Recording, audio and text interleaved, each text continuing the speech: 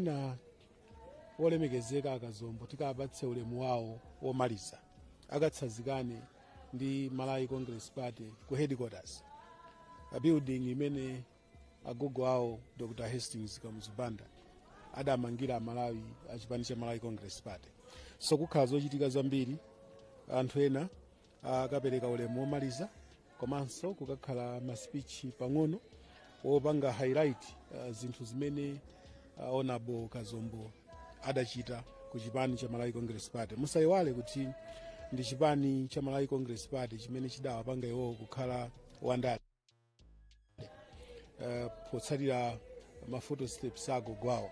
Anachita laws maudindo osiyanasiyana kuboma ngati first deputy speaker wa Chinyamata, komanso ku chipani ngati director of campaign, komanso anakhalapo so mmene akumwaliramo director of recruitment. Ndi maudindo akuluakulu amene athandizira kuti fungo la chipani cha Malawi Congress Party chizipita. Mudziwa inu kuti si chinthu chachifupi komanso chophweka kukhala ku Malawi Congress Party kuja anyamata, koma ndikutenga maudindo akuluakulu. Tikapita ku modzi ngati ku Kasungu, poyamba tidalipo ma MP 9 timati the big 9. Akazombo anali mmodzi mwa ma MPs amene amalimbikitsa umodzi. Mmene akupitamu ndiye kuti atisira gapo yayikulu kwambiri ku amapanga inspire achinyamata kuti they can also participate in political activism ngakhale at a tender age. So ndife ofoka kwambiri, komanso ngati munthu ndi he's been a brother to me. Kwathuko olominda yotemerana malire yoyandikana, we've been sharing quite a lot of things. So tikungokhala ngati tikulota koma ndife olira kwambiri. Chabwino, mwinanso sindikutha kudziwa kuti pali zina zimene mungakumbukire nawo kutengera kuti iwo anali munthu wofuna kulimbikitsa umodzi. Tikaona ku Kasungu kuja malimbikitsa umodzi, pakakhala zina mwina kukhala ngati kuti sitimamva kuti iwo ali mbali ina yake yotsutsa kapena zina zake sizikuyenda, koma iwo amalimbikitsa umodzi. Kumbali imeneyi muzakumbukira motani malemu a Kazombo kumbali yolimbikitsa umodzi pa gulu la anthu? Akazombo mwachibadwidwe chawo was a unifier, a man who promoted unity of purpose. Inu mudziwa kuti kungokhala Akazombo poti pali anthu awiri atatu anayi anthu pamene padzisangalala. He could click some jokes, very constructive jokes, but also at the same time a man who believed in impartiality. Kupanga manage National Assembly si chinthu chamasewera. Nyumba ya malamulo mwije timaonanso kuti ayi akakhala iwo kuti ali kutsogolo kuja zinthu zimayenda bwinobwino. Kazombo would actually bring that house to life. Kuti olomuta kauti muli golden silence akamachita preside over the business. Anthu amadziwa ndithu kuti nthawi yoti tilankhule, nthawi yoti nyumba ionetse kuti muli munthu ndi imeneyi. Mwinaso ndinene pano kuti kuli zinthu zambiri zimene ifeyo tidzakumbukira nazo Akazombo. Kutengera kwa agogo awo angwazi, Akazombo amakonda mbumba. Motimuona makilipi ambiri Akazombo akuyimba nyimbo ndi azimayi, akuvina ndi azimayi, akuphika ndi azimayi. He was a man of the people, for the betterment of the party and the nation. Anachitanso build ubale wabwino ndi anthu ambiri. So network and collaboration amayidziwa bwino kwambiri. Ndi munthu amene muona kuti a wider spectrum of the people anthu akudandaula. Kudandaulako sikuti ndi mawu oyikira maliro ayi, ndi kudandaula ndithu chifukwa Kazombo wasiya gapu yayikulu kwambiri imene it will take us years for it to be filled. But we believe kuti amaliza ntchito yawo ndi Yesu Khristu kwa anthu amene anali nawo adali ndi azawo andale. Zidachitika zinthu zimawu awo omaliza, Ambuye mundikhululukire machimo anga kuti akalowe nawo ku Paradiso. So ifeyo chiyembekezo chathu ndichoti tsiku lina Honorable Kazombo tidzakumana nawo kutsidya kwa nyanja ya Mandala, ndipo kuti mzimu wawo pamene ukusa ndi mtendere utipatsenso mwayi wokhala ndi ana awo amene adzatengere ma footsteps abambo awo, academic excellence, political activism, komanso the social welfare of all the people, komanso community imene imazungulira. Chabwino, tathokoza kwambiri Chitshola Banda. Amenewo ndi Simplex Chitshola Banda kuyankhula kuno kuchokera ku area 43 mu mzinda wa Lilongwe, kusiwa kapena ku nyumba ya Amadalitso Kazombo amene amwalira lachinayi mu mzinda wa Lilongwe. Ndiye ndimene afotokozeramo kuti iye amabweretsa umodzi ndi zina zotero. Tikaonanso pa social media kapena kuti pa Facebook ndi masamba anchezo osiyanasiyana, anthu nkhani imene akumakamba ndi imene yosonyeza kuti akazombo ndithu amabweretsa umodzi, samafuna kuti pakhale kukokana chimodzimodzinso nyumba ya malamulo nthawi imeneyo ali first deputy speaker nawonso chimodzimodzi ndi mmene zimayendera, akakhala kuti ali kutsogolo kuja zimaoneka motero mu ndithu. Ndiye sindili ndekha kunoko kusiwa ku area 43 mu mzinda wa Lilongwe, ndilinso ndi mzanga Charles Vintula. Ndinaona ndithu Charles Vintula mayenda kuonaona, ndaonako akuluakulu ena amene afika pakadali pano, ndaona Halima Daudi, ndaonanso ena amene afika. Zonati Christina, kwa anthu ndithu tinanena kuti anthu akufika akubwerabe pamene mwambo uli mkati, akuluakulu ena akufikabe. Taona pali akuluakulu a chipani cha UTM tinanena poyamba muja, Dr. Matthews Tumbuka alipo mpano ndithu kuyimira chipani cha UTM ku mwambo umenewu. Komanso tikuona apo former speaker amene anali speaker wa nyumba ya malamulo a Henry Chimunthu Banda nawonso akufika, ndi phungu anali phungu titero kufikira mpaka na September muja, phungu wadera la kumpoto ku nkhotakota chakudwangwa uko Henry Chimunthu Banda yosafika pano. Pafika ndithu akuluakulu ochokera mbali zosiyanasiyana ku nkhani za ndale, naonanso ena amene anali aphungu mbuyomu ndi amene wandithu Chimunthu Banda kufika kumeneku, nawonso mwambo kupitirira ndithu ona nkhope. Ndiye kuti fachoti angofikanso kumene akulowa mnyumbamo kuti nawonso apange nawo mwambo umene. Zonadi ndi makambapo kuti ena amene afika andale, ena amene afika ndoti anali aphungu mbuyomu, komanso ena kuti anali nduna monga ndaona Ephraim Ganda Chume ali pano, unatchulanso za Halima Daudi, Uladi Musa amene chipani cha MCP aliso pano, ndi akuluakulu ena ndi ena monga Henry Mumba, mmodzi mwa ma directors a manifesto ya MCP ali pamudzi pompano ndithu kunoko kusiwa kuzakhudza nawo kapena kuzakhala nawo pa mwambo umenewu wa maliro a Madalitso Kazombo amene ndithu anali membala wankulu mchipani cha MCP. Komanso tinanenapo udindo wawo uja wa director wa za recruitment ku chipani chimene cha MCP. Ndiye timene timanena muja kuti akuluakulu ena ndina ndithu afika ndithu kunoko kusiwa ku area 43 kuzakhudza nawo maliro amenewo.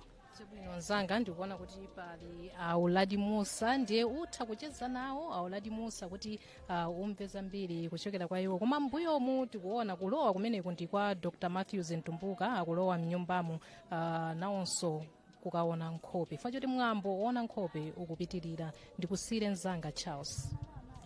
Zimu kwambiri Christina, mwambo ona nkhope kuno ku area 43 kusiwa ku nyumba kwa malemu Madalitso Kazombo uli nkati ndithu. Timakambapo za akuluakulu andale amene afika kuno, ena ankhalakale pandale amene afika kuno, ena ndithu poti zinthu zimakhala zosiyirana, ena ndithu oti oyamba kumene obwera kumene mundale, ena nduna zaboma, ena anakhalapo nduna zaboma. Tinaonanso Mai Jean Sendeza nawonso aliko kuno, kwa mmodzi mwa anthu ena akhalakale pandale mdziko muno makamaka kundale zimene za matipate ndi Uladi Musa akhalapo phungu ndithu zaka zambiri mboma la Salima. Olemekezeka poyamba pepani pepa zikoma kwambiri Amadalitso Kazombo ndi amenewa onalabo kuti atisiya dzanali kuno ku Lilongwe mwadzidzidzi. Inuyo olemekezeka Uladi Musa, poyambirira mutangomva nkhani ngati imeneyoyo pepani munachilandira bwanji? Nkhani imene ifeyo ngati chipani cha Malawi Congress Party komanso ngati ma MP akale akunyumba yamalamulo takhumudwa kwambiri ndipo tilodandaula pa imfa ya Alfred Kazombo. Chodandaulira anali munthu woti nyumba yamalamuloyo ndiye kuti amakhala oti akhonza kulankhula. Anali munthu wochichilika kulankhula nyumba yamalamulo fuka aphungu ali magulu awiri pali ena omongo kumverera anzawo ndiye pali ena woti iwo ndi wolankhula. Ndiye chimene tadandaula ifeyo taluza phungu ataluza munthu amene anali wali ku nyumba yamalamulo anali wolankhula komanso anali munthu wolimbikira chipani cha Malawi Congress Party. Ndikukumbukira machisankho cha 2014 chisankho cha 2014 adayimira independent zitavuta ma primaries kwawo koma adangoti chatha chisankho immediately adadzalowa Malawi Congress Party adabwerera ku chipani kwawo pamene wena amayimira independent koma ochokera ku chipani for independent wena amachokera from the word go wena amachokera ku chipani zavuta ma primaries koma ndiye independent immediately adadzabwerera ku chipani cha Malawi Congress Party. Ndiye ifeyo taluza munthu wofunikira kwambiri, munthu wocheza ndi anthu, munthu wadziwa kulankhula kuntuma kuti pitani kwa kuti mwachita msonkhano muchita zonse kuti anthuwo akamva msonkhano umenewo mukhutitsidwa kuti uthenga wa chipani otani wamveka. Ndiye ifeyo tilodandaula kwambiri ku chipani cha Malawi Congress Party mama kati upitako pofunika anthu aluso, pofunika anthu odziwa kulankhula, pofunika anthu wokondedwa ndi anthu otakhonza kupanga pulu anthu umabwera pa zochitika. Ndiye ifeyo tilodandaula kwambiri. Madeso Kazombo anakhala phungu kuyambira mu 2014 komanso anadzapambananso mu 2019 mpaka nankusankhidwa kukhala first deputy speaker.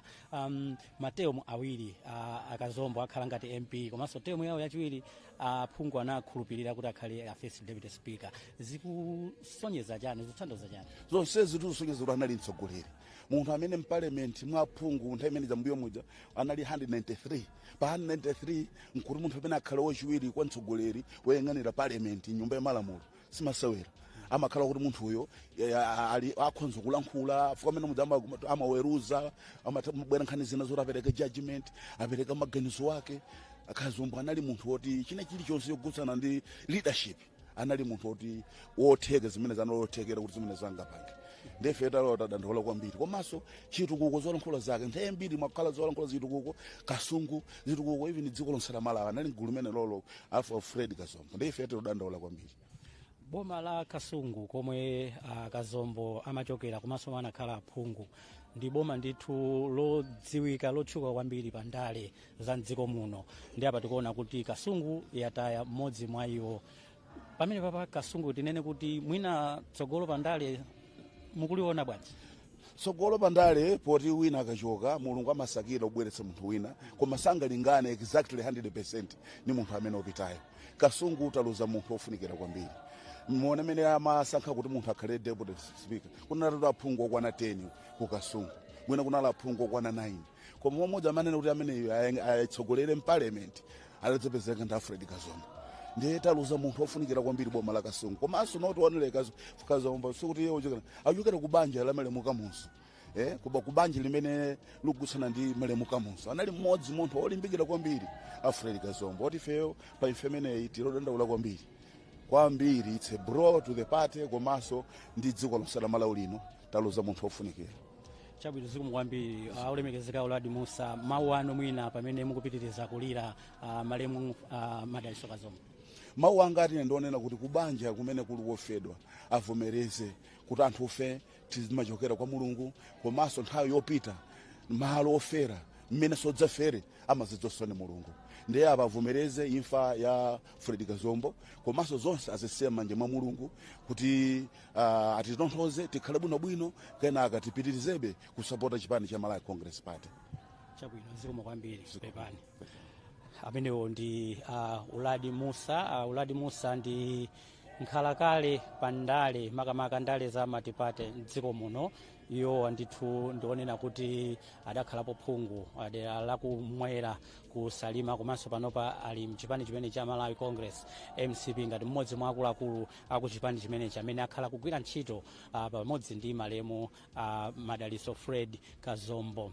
Panopa ndikuona kuti first deputy speaker fikaso pamodzi pano amenewa ndi Victor Musowa amene ndi first deputy speaker a nyumba ya malamulo amalamulo amene afikanso kuzakhudza nawo maliro amenewa. Tinanena ndithu kuti pala akuluakulu ambiri amene akuti afika akumafikira kulowa musiwa kapena kulowa nyumba imeneyi komwe akukaona nkhope paja mwambo ona nkhope ndi uja timanena kuti uli nkati ndithu wayamba pakanthawi kuwefota akuluakulu ena akumafika mwina mwambo umene utakhala ngati kuti ena aona kale ndi akumapasa mpata okuti apite akaone nkhope. Christina, zochitisa chisoni zomwe zochitika kuno, koma tikuona kuti akuluakulu ena akufika ndithu kuzakhudza nawo maliro amenewa, akufika ndithu kuno kusiwa ku area 43 komwe thupi la Amadaliso Fred Kazombo lagona nyumbamo. Zoona ndithu taona ndithu first deputy speaker wa nyumba ya malamulo akufika, komanso second deputy speaker wa nyumba ya malamulo akufika nso pompano. Onse akafika akulowa nyumbamu chifukwa chokuti mwambo ona nkhope ukupitirira. Ndiye mene nafotokozera kuti panonso pafikanso Dr. Matthews Ntumbuka. Posachedwa pati khale tikucheza nawo kuti timvenso kuti iwo zakhudza mota. Ndikulandireni Dr. Ntumbuka. Mawa bwino. Mwina anu ineyo mutalandira uthenga kuti akazombo amwalira munachita ndita mota. Ine nditamva zokuti akazombo atisiya, poyamba sinimakhulupirira choti ndi munthu woti ndimamudziwa bwino kwambiri, timacheza ngakhale ndife anali azipani zosiyana-siyana, koma anali munthu woti amacheza ndi wina aliyense, komanso anali achichepere anyonga amphamvu oti sungaganize kuti akhoza kutisiya pa nthawi ino. Ndi poyamba ni madabwa kwambiri moti ndinayimba mafoni angapo kuti ndisimikize. Ndi nditamva kenako nali wachisoni kwambiri chifukwa ndabwera kuno kuzalia nawo maliro amenewa. Muzakumbukira bwanji mwangu fotokozapo mwachidule kuti anali munthu olimbikitsa umodzi ndi zina zotero, komano malemu akazombo muzakumbukira motani ngati nzanu? Ine choyamba ndizakumbukira ngati anali munthu umene anamuja kuti amacheza ndi wina aliyense. Ndipo ndakumana ndi anthu azipani zosiyana-siyana aliyense akukamba mawu omwewa kuti anali munthu wabwino. Choyamba ndinene kuti anali munthu wabwino. Chachiwiri amacheza ndi wina aliyense ndipo samasankha mitundu kaya kuti wampingo wanji, ayi ndithu aliyense amacheza naye nthawi iliyonse. Komanso ndi munthu woti nthawi zonse amakhala osangalala, komanso amakonda amajokes, basi muzingocheza amajokes. Sanali munthu woti akhoza kuya nthawi iliyonse, ayi ndithu, koma anali wozichepesa. Olo mutaona ku constituency kwawo kuja ku Kasungu amagwira ntchito ndi anthu amidzi muja kuminda kaya even kumaliro amakumba nawo tikudziwa amapanga china chilichonse. Anali munthu wozichepesa kwambiri, komanso anali munthu woti amakonda dziko lathu la Malawi. Chifukwa chake even ngati ali nthawi imene anali wachiwiri kwa speaker amalimbikira kwambiri. Ndikukumbukira nthawi ya maliro a vice president Dr. Saulos Close Chilima nakapanga misa ku parliament kucha, anakhala konko, anatilandira bwino iwo ngati deputy speaker, ndipo anakhala nawo mpaka kumapeto. Anatiuza kuti fasani kuno fanali ndi umunthu amakonda dziko la Malawi. Ndipo apapa ndiye kuti sikuti MCP yokha kapena congress imene yaluza pamene ndi banja, komanso dziko lonse la Malawi tonse taluza kwambiri chifukwa anali achichepere kutsogoloka kanapanga zazikulu kwambiri osati congress kwa koma ku dziko la Malawi. Ndipo ine ndinolira kwambiri, ndipo zandikhuza kwambiri. Uthenga wanu kwa achinyamata, tikuona akazombo amalimbikitsa umodzi, anali munthu otumikira magawo osiyana-siyana. Uthenga wanu kwa achinyamata ndi otani munyengwe? Uthenga wanga kwa achinyamata ndi uli magawo atatu. Choyamba azikonda dziko la Malawi mene ankakondera akazombo. Akazombo anali munthu ophunzira kwambiri, akanafuna akanapita kunja kukagwira kunja, koma amafuna kutumikira amalawi kuyambira kwawo kumudzi constituency pa national level chifukwa amakonda dziko. Ndi achinyamata ndikuona kuti ambiri amada nkhawa kuti atizipita kunja akonde dziko la Malawi. Ngati kuli mavuto Malawi uno osathawa iyayi, tiyeni tonse limodzi tigwire ntchito limodzi kuti tithane ndi mavuto athu a dziko la Malawi. Chachiwiri ndi umodzi mmene tanena poyamba paja kuti iwowo amagwira ntchito ndi wina aliyense kusatengera chipani kaya mpingo. Ndi achinyamata atengere phunziro kuti azilumikizana ndi wina aliyense Malawi osakhala ndi sankho kapena kugawana mitundu ayi.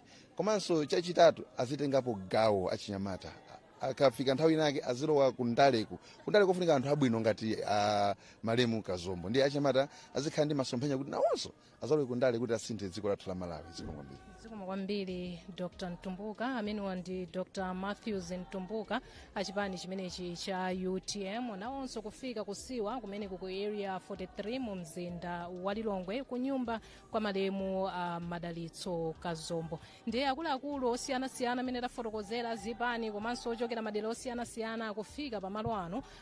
Mphindi zingapo zapitazo taona kufika kwa Catherine Gotanihara amenenso ali phungu wa chipani cha MCP amenenso anakhalapo spika wa nyumba ya malamulo, spika mu nthawi imeneyi mu ndondomeko imeneyi makamaka mu teremu ya nyumba ya malamulo kuyambira 2019 mpaka na chaka chatha. Afika ali mkatimu ndithu. Taonanso kufika kwa anthu osiyanasiyana ndithu. Halima Daudi, Auladi Musa tayankhulana nawo, Dr. Matthews Ntumbuka amene timayankhulana nawo pompano, Victor Musowa ndi nafotokozapo kuti first deputy speaker wa nyumba ya malamulo pakadali pano amene wa Victor Musowa afika, komanso second deputy speaker wa nyumba ya malamulo Esther Jolobala nawonso afika kusiwa kuno ku area 43 mu mzinda wa Lilongwe. Tikuyembekezeranso timamva kubanja ndi enanso anatitsimikizira kuti speaker wa nyumba ya malamulo amene wandi Asame Suleiman akuyembekezekanso kufika kuno kusiwa. Komanso mtsogoleri amene wa chipani cha MCP Arazas Chakwera akuyembekezekanso kufika kuno kusiwa. Dzulo anali konkuno, leronso kuchokera kwa atsogoleri a chipani chimenechi tikumva kuti ayi makamaka akuluakulu a chipani chimenechi atsimikizanso kuti mtsogoleri wa chipani cha MCP Arazas Chakwera nawonso akhala kufika kuno kusiwa. Tikhale tikuyankhula ndi anthu osiyanasiyana timve mmene akukhuzira maliro a Madalitso Kazombo. Komano atolankhani athu dzulo akhala akumva kuchokera kwa magulu osiyanasiyana makamaka mtsogoleri wa chipani chimenechi cha UDF Tupele Muluzi nawonso anafotokozapo kuti mbali yawo kuti dziko la Malawi lataya munthu amene amabweretsa umodzi. Mutha kuona kuti anthu ambiri kapena anthu onse ndithu akupitirira kufotokoza kuti akazombo anali munthu ofuna kubweretsa umodzi mdziko. Ndiye wina aliyense akumafotokoza zoterozi. Mtolankhani wathu kukasunga amene ndi Wilson Phiri nayenso anachezanso ndi phungu wa dera lapakati kukasungu amene wandi Alex Nkhoma amene analowa m'malo mwa akazombo amene anafotokoza kuti anawonso akudandaula kuti ataya munthu ofunikira, akuti amathandiza pa zinthu zosiyanasiyana ngakhale anagonja pechisankho koma amathandiza ndithu pa zinthu zosiyanasiyana mmene angayendetsere deralo. Ndiye ndi mmene zilili ndithu. Ndiye ndinafotokoza kuti second deputy speaker wa nyumba ya malamulo afika pamalo pano mphindi zingapo zapitazo. Pano timve kuchokera kwa iwowa amene wandi Esther Jolobala kuti timve kuchokera kwa iwowa kuti mutha kufika ndithu Jolobala. Tikulandireni pano pa Zodiac mmawa bwino. Kwambiri. Ngati second deputy speaker wa nyumba ya malamulo imfa ya akazombo mwina kukhudzana choyambirira ndimafuna ndipepese kwa Malawi onse chifukwa cha imfa ya Honorable Kazombo amene ndinayamba kugwira nawo ntchito kuchokera mu chaka cha 2014. muzi ayang'ana Malawi. Amene ndinayamba kugwira nawo ntchito kuchokera mu chaka cha 2014 chifukwa ndi pamene tonse tinalowa ku nyumba ya malamulo.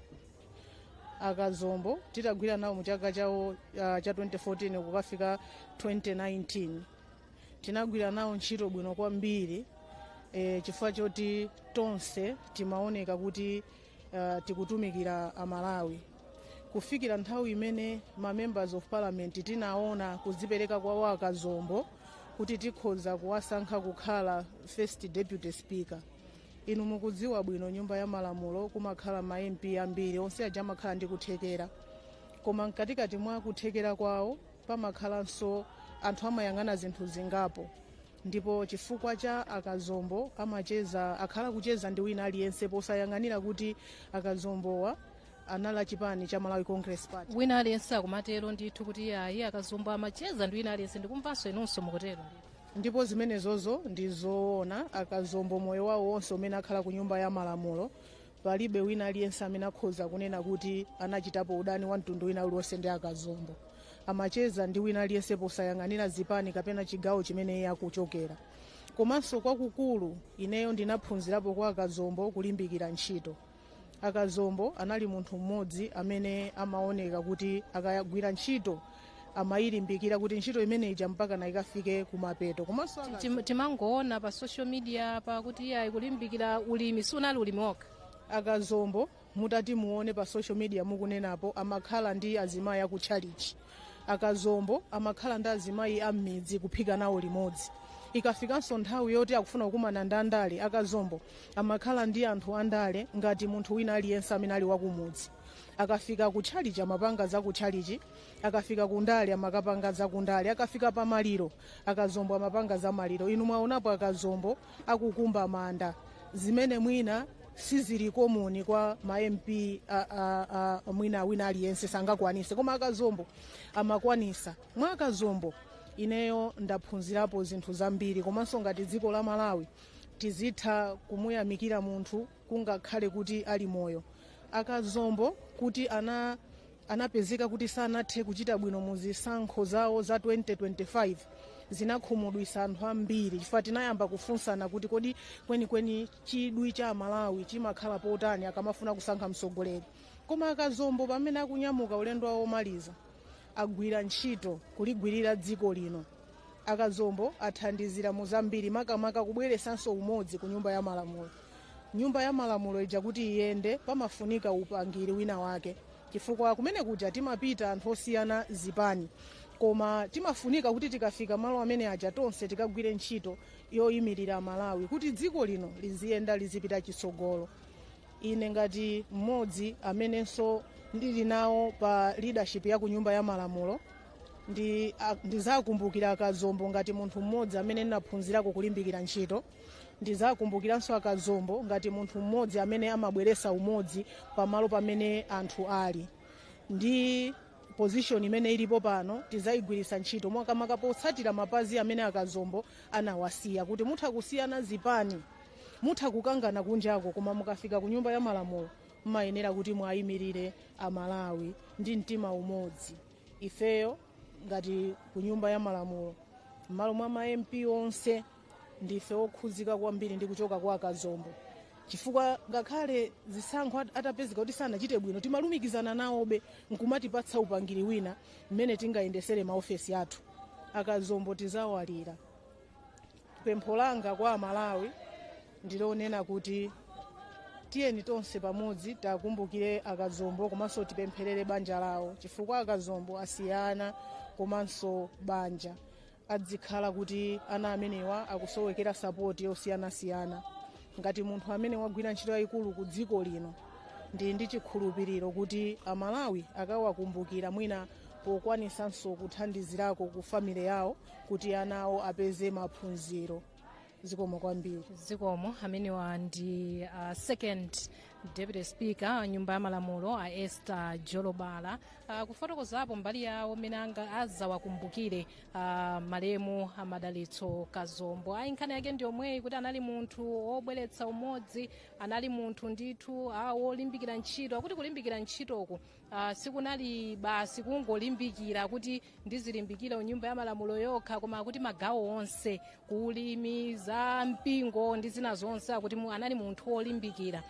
Ndi mmene uthenga wake ukuyendera. Tikuonanso anthu akuluakulu achipani chimenechi cha MCP akufika pakadali pano. Mphindi zingapo zapitazi taona kufika kwa nduna yakale yoona za umoyo amenenso aliso mmodzi mwa akuluakulu achipani cha Malawi Congress, amenewa ndi Akhumbize Kandodo Chiponda, amenenso ali wakubanja kwa malemu Akazombo. Ndiye tikhale tikuyankhula ndi anthu osiyanasiyana, koma kungokumbutsana kuti kodi chikuchitika kuno ndi chani. Tili kuno ku area 43 mu mzinda wa Lilongwe kusiwa kapena ku nyumba ya malemu Madalitso Kazombo.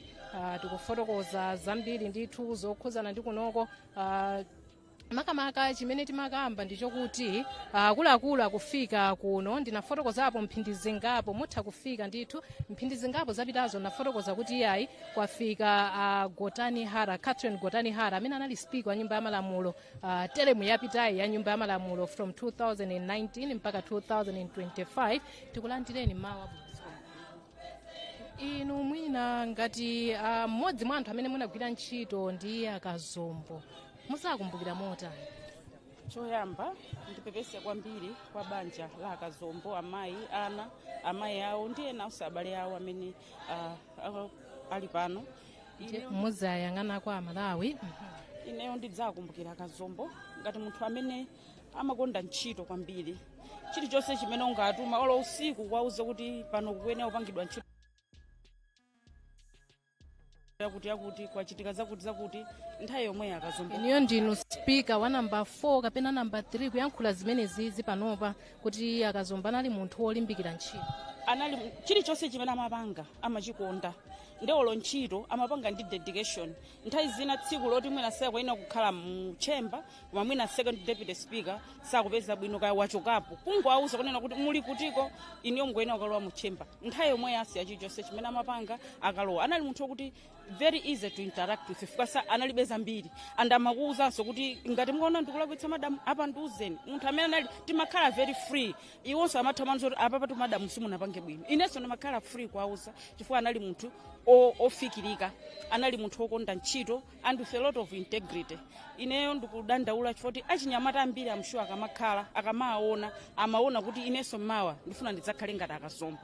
Be it personal life yawo mukaona zimene amapanga kandi zaulimi, he was sharing with everybody chifukwa amafuna kuti ena amene akuwaona azitha kukhala ndi chidwi tinanenso ndilimbikire ndidzapange ntchito yawo kandi yaku constituency. He put up so much commitment and with a lot of integrity. Ndiye ine ndikudandaula fuka achinyamata ndikuti munthu amene amamuona kuti koma tikamaona ifenso mawa tidzakhale ngati uyu wapita. Komanso somebody amene akamakamba even za family za ana awo mena amakondera amataka deira kuza mwana wanga tu madamu wakhonza bwino kwambiri. That's just how committed he was to everything about him, his work.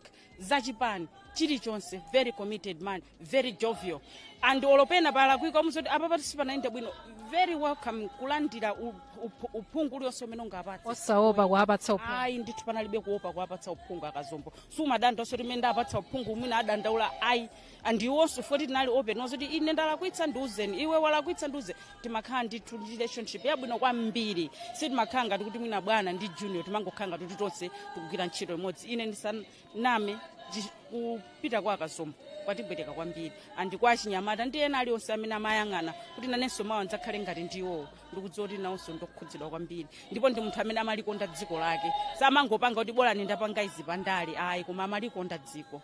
Ine ndili wodandaula kwambiri. Chabwino mafotokozapo kuti achinyamata atha kukhala kuti akudandaula kutengera amene iye akazombo amagwirira ntchito yawo. Uthenga wanu kwa achinyamata kupita chitsogolo ungakhale wotani kutengera ntchito zimene akazombo amagwira?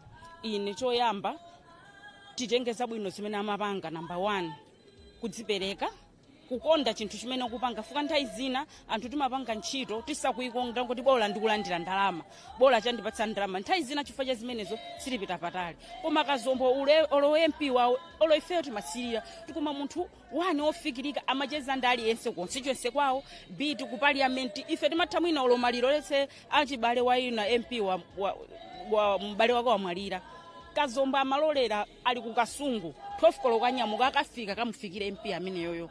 Anali ndi ma characters amene anthu ambiri tilibe kufikira anthu kucheza ndi aliyense kumvera uphungu kwa achinyamata anzanga. Taona nimene anakhalira umoyo wawo akazombo. Tadandaula Mulungu anatipatsa takhala nawo nthawi yochepa kwambiri because he was still very young, 47 years old. Komabe ngakhale nali nthawi yochepa I'm sure ndi zambiri zimene tingaphunzire kwa amene amakhalira iwowo. Ngati achinyamata tisathamangire kunena kuti izi tiziona kuti kodi ine tsogolo langa ndifuna upanga chani. Ndipo tikatengera zambiri imene apangira iwowo tidzafikapo. Ndene ndiona ngati kuti iwowo moyo wawo kumene apitako adzikhala okondwa. Chimene ndingapemphe tiyeni tiyesetse kuti tizikhala ndi mtima ofuna kukonda dziko, kukonda ntchito, komanso integrity very very important ndikukhulupirika.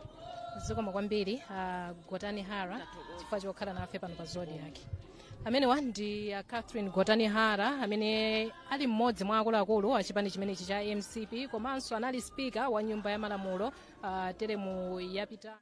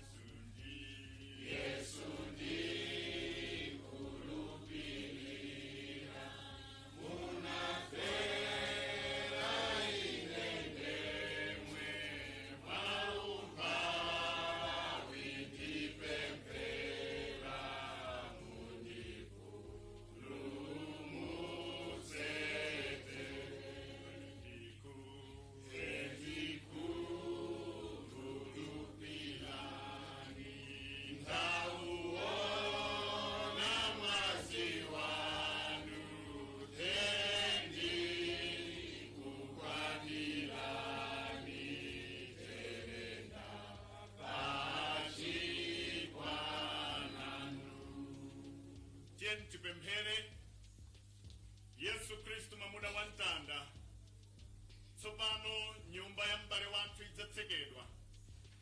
Yehova tikuyikisa m'manja mwanu nyumba iyi, tikuyikisa m'manja mwanu Atate mzimu wake kuti inu musunga muntendere.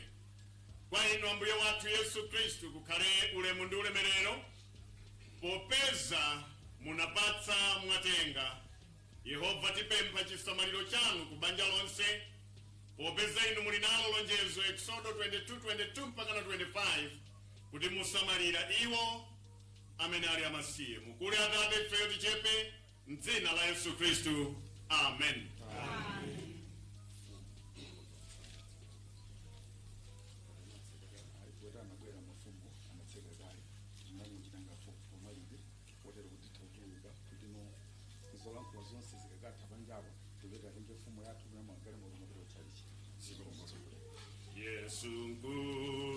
Yesungu patsani zonse zizanu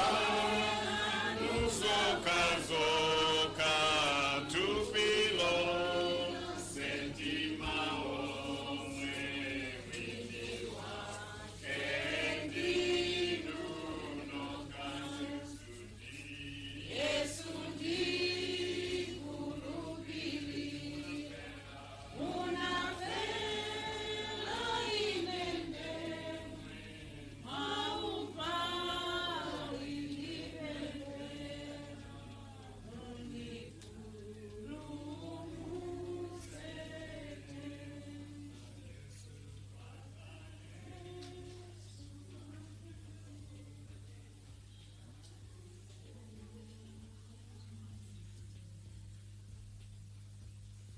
Pepani maulemu ndinapereka kale, mundilole kuti tipitire ndi program yathu monga nanena kale kuti program yathu ikhala yaifupi. Pa nthawi ino ndipemphe oyimirira kubanja Bambo Ngalande kuti mubwere mutiyankhule. Bambo Ngalande, fikani kutsogolo kuti mutiyankhule.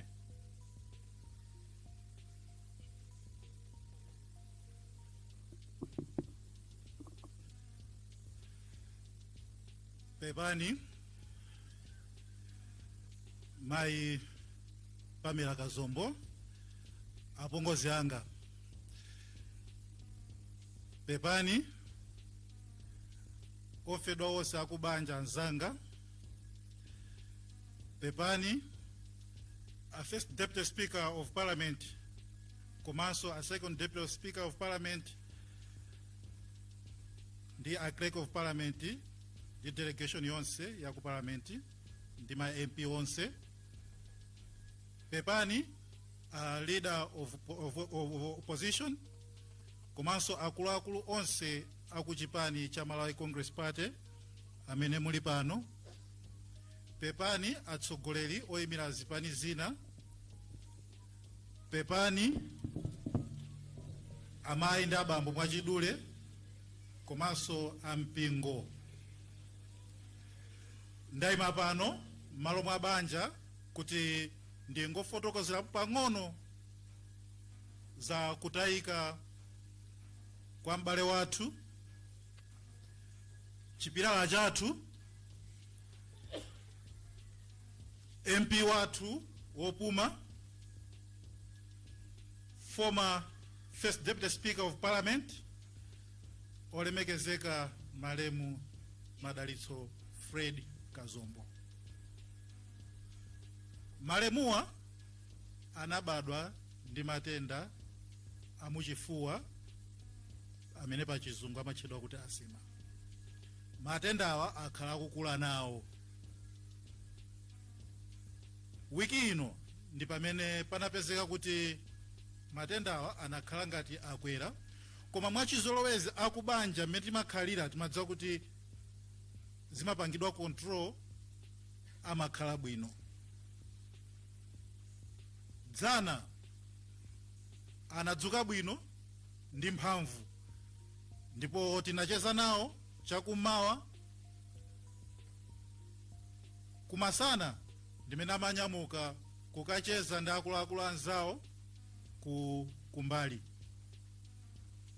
Ali kumeneko monga ena tawerenga zimene zalembedwa, ndi pamene matendawa anagwira mwadzidzidzi.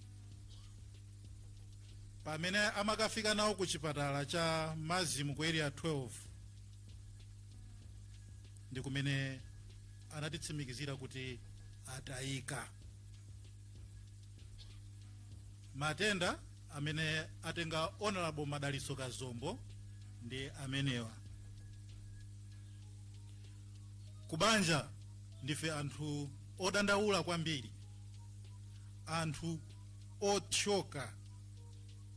Kawiri mawu amenewa tikakhala pamaliro timalankhula, koma mwina simukudziwa mmene tavulalira kubanja kwathu. Honorable Madalitso Kazombo apita ali wachichepere zaka 47. Honorable Madalitso Kazombo adali munthu ochilimika akamafuna kuchita chinthu china chilichonse. Honorable Madalitso Kazombo anali munthu oyanjanitsa anthu. Mwina ambiri timathaso kuona kudzera ma media forums osiyanasiyana. Honorable Madalitso Kazombo akakhala ndi idea yofuna kuti ikoza kupanga improve miyoyo ya anthu, samaumira kuti atchuke ndi wokha achite bwino ndi wokha. Amagawa. Anali munthu oyanjanitsa. Kubanja tachoka kwambiri chifukwa timadalira. Ndi munthu amene anali role model ku family kwathu. Ndi munthu amene timayang'anira kuti zaka zikubwerazi, yes anafika pa first deputy speaker, koma timayembekezerabe kuti kutsogolo kukubwera zambiri zabwino. Mwachidule ndifotokozere mayendedwe. Tikachoka pano tipita ku mpingo wa Lingadzi kumene amapemphera. Tikachoka kumeneko pakhala mwambo wapadera umene chipani cha Malawi Congress Party chakoza kulikulu lake kuja ku City Center.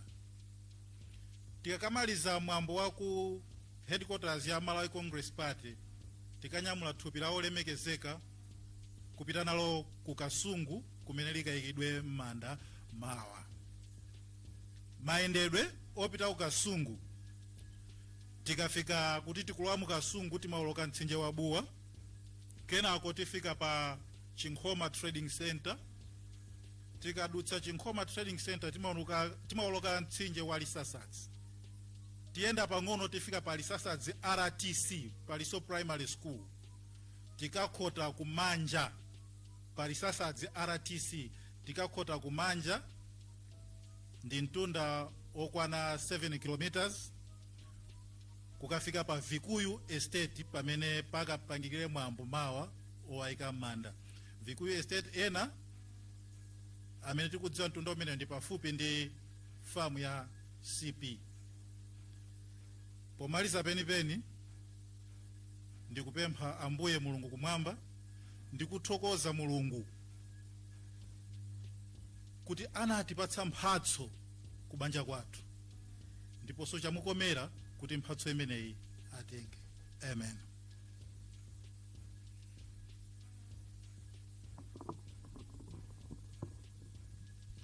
Pepani uko kunali kulira kwa kubanja.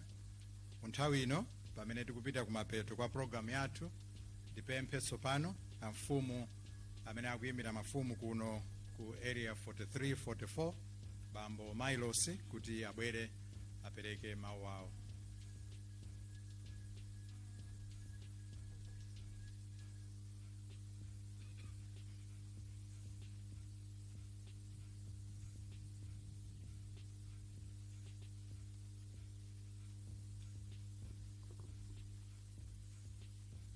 Pepani akubanja kwa Kazombo. Ndipepeseso akulu siyana zipani zine mabwera pano. Ndipepese a church alingadzi potaya Kristu wao. Komaso ndipepese muzi wa 43 sector 5 kumene muli kuno potaya modzi mwa nzika za kuno ku area 43 sector 5. Ndaima pano kuyimirira mfumu amene palibe Milos amene atanganidwa ndi zintchito zina. Uthenga umene andipatsa mfumu ndiona kuti akulira chifukwa chonena kuti Bambo Kazombo Honorable ndi amene amatiyanjanitsa kuno, anabweretsa nzeru zosiyana kuti muone kumene kuti tifike pamene tili pano mudzi kuti ukhale ngati mudzi imene mukuoneramo. Contribution yawo inali yayikulu ndipo amatithandizira muzambiri. Komanso mfumu akunenetsa kuti iwo akulira chifukwa choti Akazombo ndi amene amathangatira akakhala kuti akufuna nzeru, akusowa kuti atani zimene zatigweramu atani amfumu ali olira kwambiri. Pa nthawi ino komanso nditengepo mwayi kuthokoza amene atithandiza. Chipanda amene atithandiza sibwezi mwambo uli chonchi. Pali anthu ambiri amene atengapo mbali kupereka financial help. Ena azimayi amudzi muno ndikuthokozeni munatuluka kuphikira alendo athu kuti adye.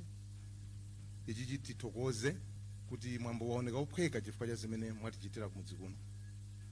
Komanso ndisanamalize ndingopempha uthenga umene andisira mfumu ndokupempha kuti zikatigwera chonchi tiyeni tituluke mene tatulukiramo kufungatirana. Zimaoneka zophweka komanso olira amamva kutonthozedwa. Ndi mfumu akuti tiyeni tituluke kupita chisogolo mene zililimu zaonetsa kuti ndifede amodzi, zimene timagwirizana ndi zimene taonetsa. Pepani.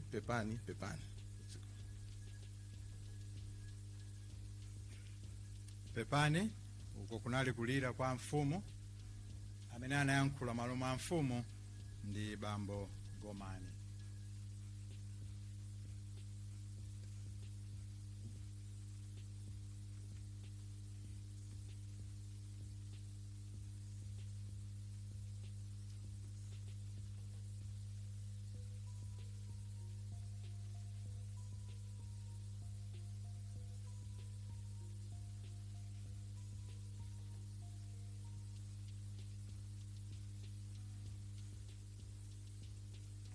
pepani. Monga nanena kuti programu yathu yakuno ndi yachidule. Zoyankhula zimene zinakonzedwa ndi zimene zachitika. Pakali pano tsopano ndizapempha abusa kuchokera kulingatsi CCP amene adzabwera ndi kutipatsa mdalitso kuti tinyamuke pa nyumba pano kupita ku church. Abusa akatipatsa mdalitso tizalowa mnyumba kutulutsa hesi yathu nyumba yathu mfumu yathu kubweresa mu hesi. Kungofotokozera pang'ono mmene titulukire kuno kuti pasakhale chipwirikiti.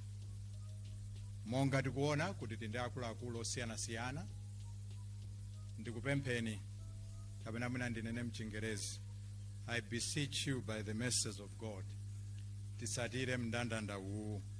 Kudziko kuno kuli matope mbali mwa msewumo, nde tikachita zokhanga titukangana tikhoza wina kumsiya konkuno. Nde mundilole kuti tiyende mu mndandanda uwu. Pamene tikunyamuka, monga mafumu amatitsogolera nthawi zonse, tidzapempha Senior Chief Kaomba komanso mafumu ena onse ndi amene muzatsogola. Kenako a First Deputy Speaker, kenako a Deputy President a Malawi Congress Party, kenako a Second Deputy Speaker, kenako a Leader of Opposition, kenako akuluakulu azipani. Ndaona Honorable Atupere Muluzi, komanso ndaona Honorable Matthews Mtumbuka kuimbira UDF komanso kuimbira UTM, komanso ena amene sindinakuoneni nde kuti muzatsatira. Kenako a Clerk of Parliament ndi ma Members of Parliament ena onse. Kenako hesi idzabwera pambuyo pawo, then pali magalimoto awa amene adzabwera pambuyo pa hesi. Pa 55 imene ndi minibus ya white kutenga akubanja. Pali twin cab yochokera ku Ministry of Lands imene idzatenga ana, komanso pali 32 seater ikuchokera ku Ministry of Lands idzatenga amayi aku church. Then pali twin cab ina imene ikutenganso akubanja, komanso pali Toyota Prado MH imene ikutenga akubanja. Ena tonse magalimoto amene wakanyamuka tikhoza kubwera kumbuyoko pamene tikuyenda ulendo wathu opita kulingatsi CCP. Sajiyesere cholanda.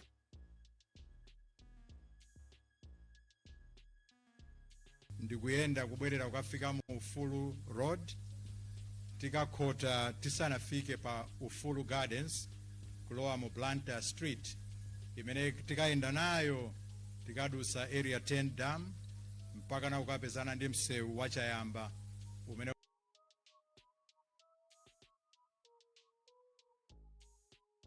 kuchokera ku Area 10 traffic.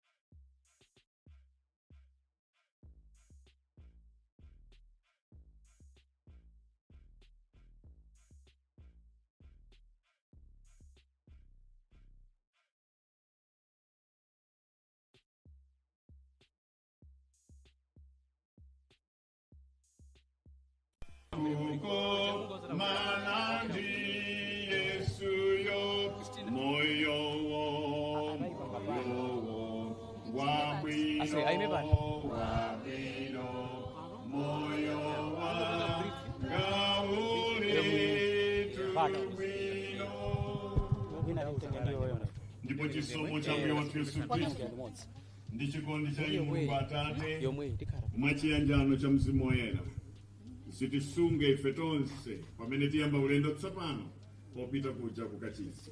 Amen. Pepani pamene tsopano tikutulutsa mfumu yathu pembe tonse tiyimirire ndipo amene akutithandizira tiye tipite mnyumba. Osayiwala kupanga subscribe ku channel ya AMTV Malawi.